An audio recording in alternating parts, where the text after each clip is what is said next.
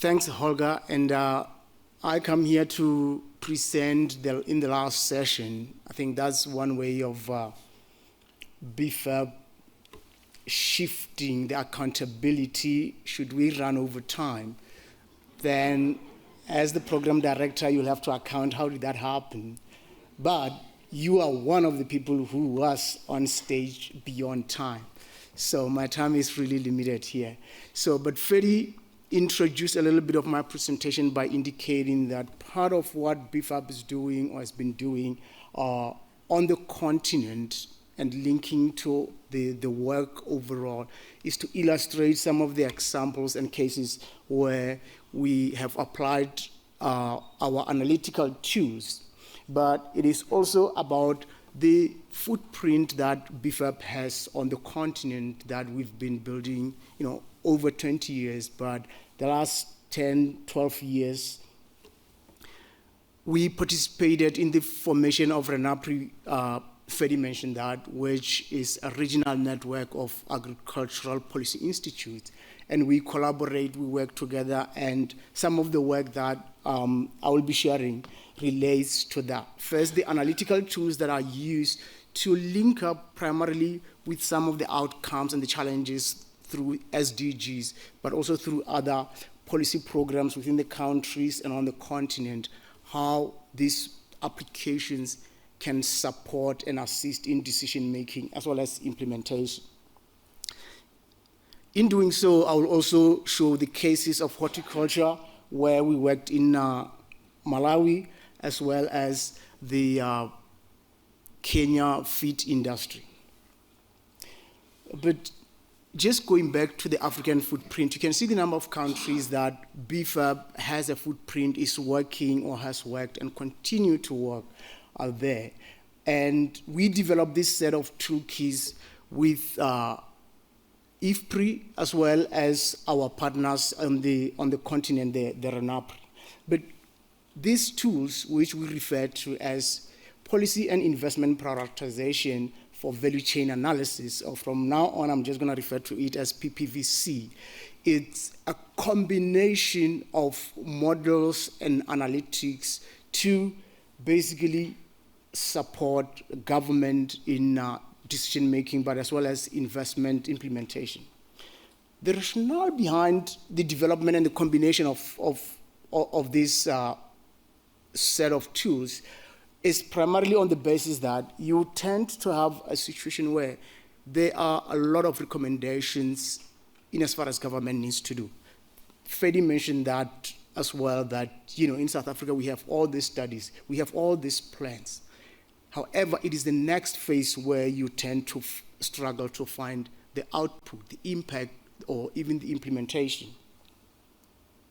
But the second point is due to the fact that generally these plans, they focus on agriculture, leaving behind the food system, leaving behind what happens after the farm gate. And that is key part of the development and moving forward. And it also addresses or bring in the private sector to work in government, with government, but also a realization that the resources are not abundant. The government does not have all the required resources to implement all what they need to. Hence, the need to prioritize certain value chains or certain actions. It is about the people, the PPVC approaches. It is also about the environment or the resources plus the economy. So the process is a stepwise process where we look into the available resources and the potential to produce, using that and then applying the partial equilibrium or the economic model to see the feasibility and the application thereof to determine the current state. In other words, with the resources that you have in the current market, what is it that the value chain or a set of value chains are able to produce? But more often, and also part of the work that we do, is, are you happy with the current state? If I offer you the same state 10 years into the future, would you take it? Or would you rather have a better future? And more often, we want to have a better future than today. And the next question is now, how or what needs to be done to change this path into a better future, to have a different state in future, but most importantly, to act on it in order to see the economic feasibility and implications, and finally, the economy-wide impacts through the economy, throughout the value chain, as well as the livelihoods in general. As a set of tools, it also is replicable. It is also teachable, which is what BFAP and the RENAPRI partners, as well as IFPRI, we continue to train on these models, but we put together all these value chains, take them through all these steps, taking into account the economic policies that are currently under implementation. We look at those value chains in terms of performance, and we get to a state where we need to go deeper into understanding the analysis, the pathways, the resources and information that is not necessarily easily available to evaluate all the value chains across 5 main indicators, which would be the market. Can you produce this? Can you produce this competitively? Can you compete against the international or regional players? But then Holger talked about the socio-economic inclusiveness that are being pursued through SDGs. So there are indicators in this policy toolkit where we are able to see the contribution towards those social indicators, including employment and as well as poverty reduction.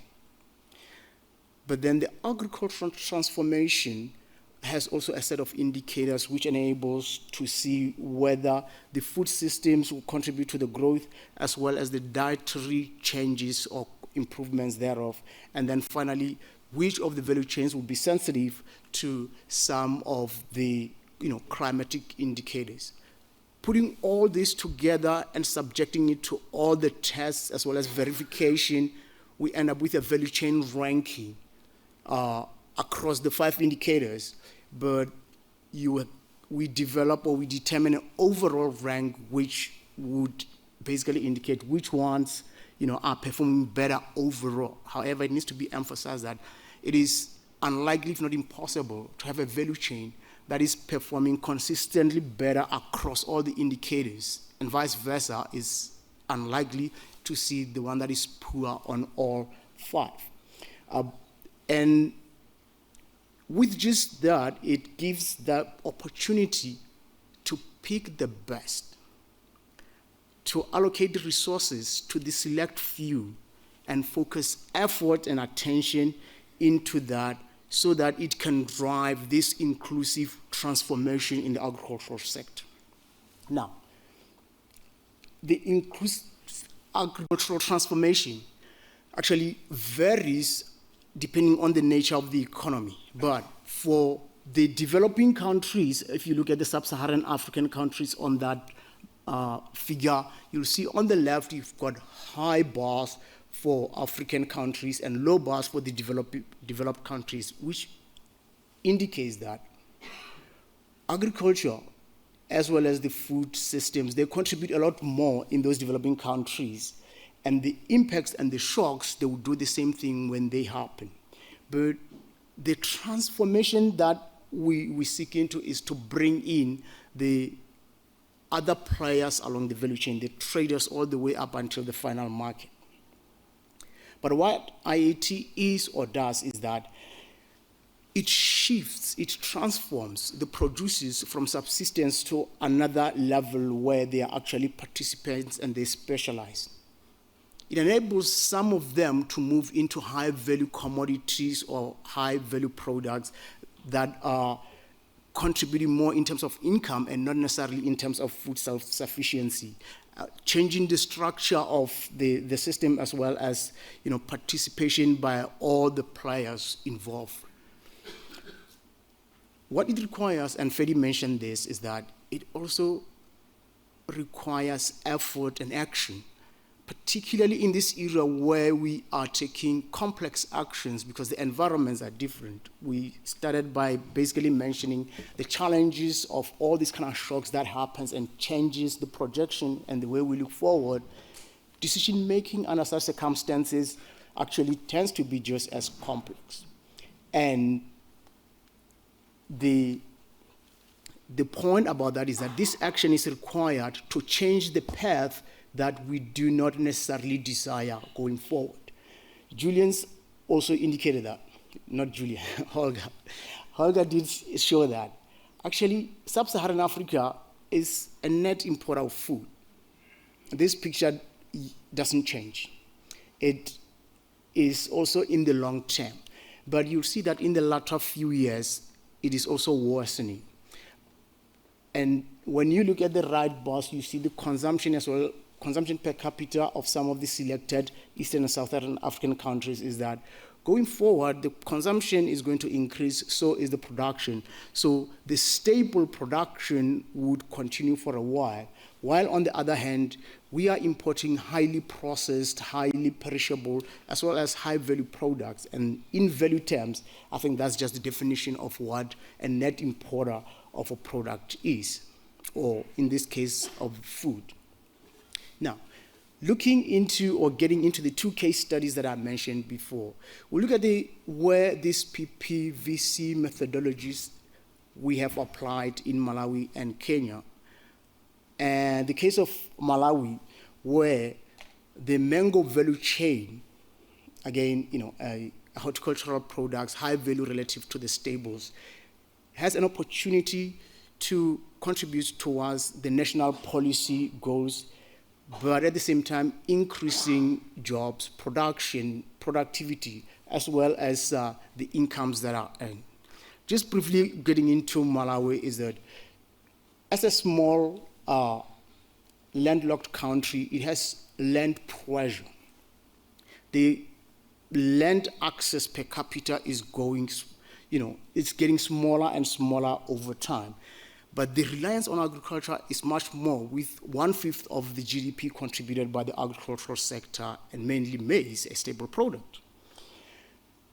Government realized that, and there's a need to shift that with the Malawi 2063, a long-term strategic vision, which seeks to industrialize, or using pillars of industrialization, commercialization, as well as urbanization, to change that path or to have a better future than they are faced with if they do nothing, if they don't follow through. And for urbanization, the mango value chain provides that opportunity through secondary cities where the linkages between the rural producers of mangoes and the large processors or the processing facilities that enable access to international markets, as well as inclusion of the producers to enter into the market and to sell to those international players, can be improved. In other words, basically upgrading the mango value chain from what is known generally as traditional. Traditional meaning that it is short, it involves few players, in other words, producers who, as I said, usually rural dwellers, are small in nature, and you have few traders coming in, buying from them and going to the market. That's kind of what we mean in terms of a short value chain.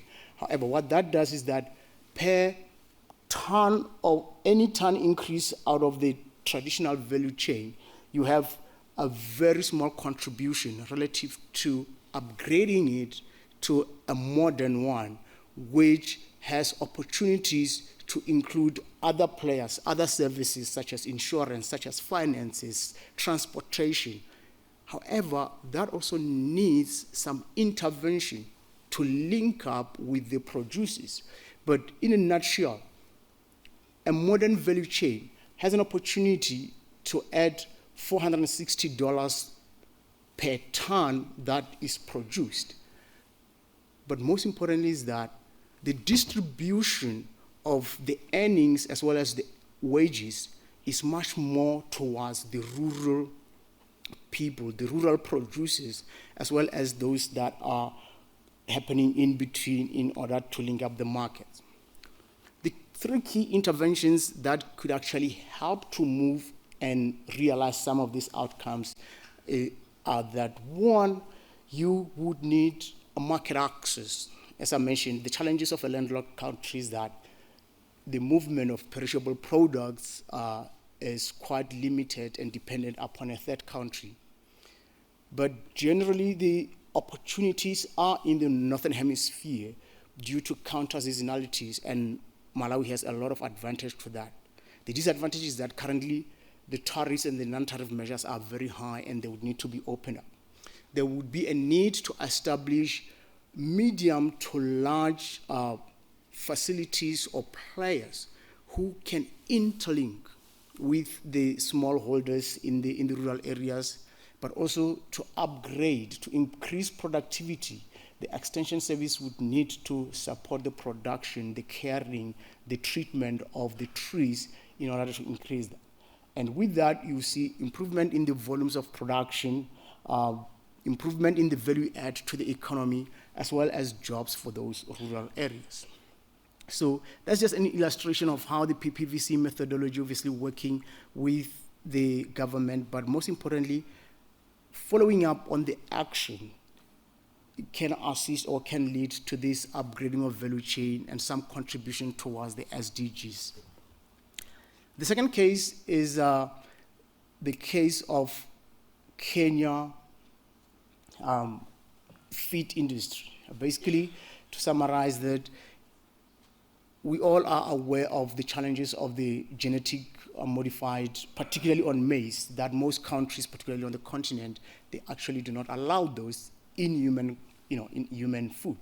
And as a result, it has a number of restrictions. So the way to unlock, or the way in which Kenya can unlock some of the opportunities, is by allowing, and this discussion is already going on, allowing GM yellow maize into the feed industry, not into humans, because then the sensitivity there is much less. But furthermore, Kenya already has a zero tariff on maize, except that applies only to the EAC. But outside EAC, you still have about 20-25% tariff, which if that is allowed, or in this scenario where that tariff is dropped to zero, it brings opportunities for the gross margins, particularly in the animal sector. You see the increasing margins or improvement in margins, in the outlook for chickens and eggs.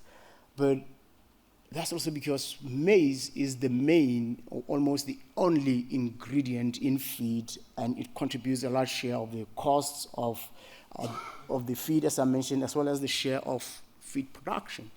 And therefore, additional maize, cheaper maize know-how, I can say that, right, would actually contribute towards this positive story that is emerging out of Kenya.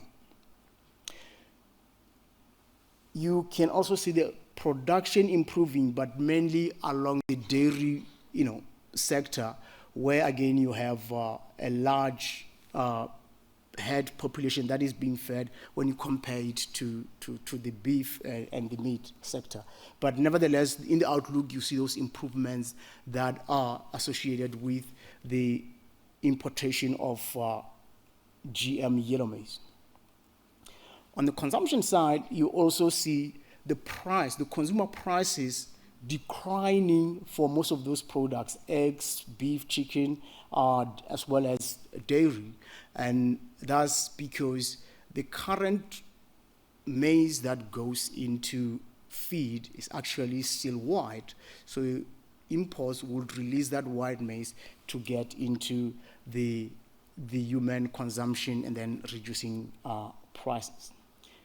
But the cumulative overall impact, and also aligned with some of the outcomes or the challenges that Holger has identified, from the economic perspective, you see increase in jobs of up to more than 230,000.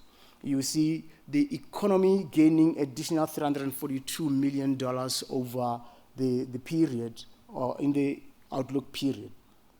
But where it starts, the outcome starts aligning with some of the targets for the SDGs and other domestic programs, is that the food starts to be more affordable as prices of most baskets going down, You can see both the staples, the vegetables, with the exception of only fruit and added fats. But overall, the affordability improves, as well as the dietary deprivation also decline. So in a way, this becomes one of those tools that when working and applied in an economy, in a targeted, prioritized, and focused manner, enables you to achieve or pursue the targets that you have set.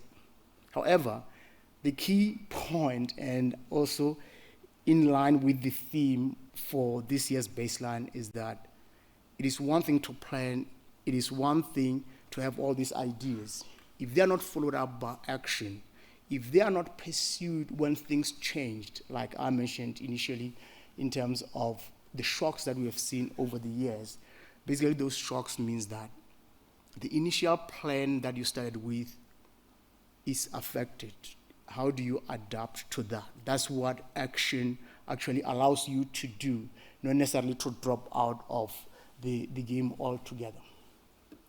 And just combining all the cases from, for Kenya as well as Malawi, is that you get to see the outcomes or the impacts of those interventions starting to go towards the points or the challenges that under the SDGs have been identified in terms of the challenges of productivity, the issues around affordability, as well as poverty and employment.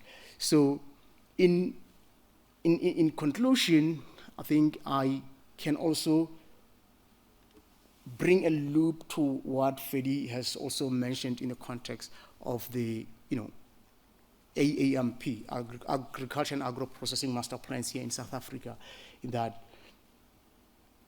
when you follow through, when you act, you have an opportunity to see the challenges. Or when the storm comes along, you already have a plan to deal with it, or which that way to navigate. He mentioned also the IAT in the case of South Africa, the way it can be approached. But the idea is still that the people do matter. Of course, the people depend on the economy. The economy is supported by the available natural resources, and the investment cases, when you have such evidence-based support to policy making, they get stronger.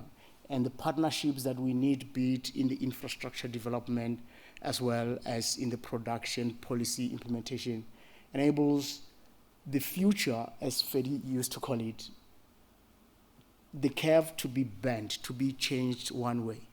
And hopefully that's something that we would see going forward. But the methodologies have been applied, and we have not only done it in Kenya and Malawi, but Tanzania, Ethiopia, as well as, who am I forgetting? Yes, so with those, then I think that is the end of my presentation here. I would like to call Aubrey to come on here to say a few words from the sponsors, and I'll come back with some housekeeping issues to close. Aubrey, thank you.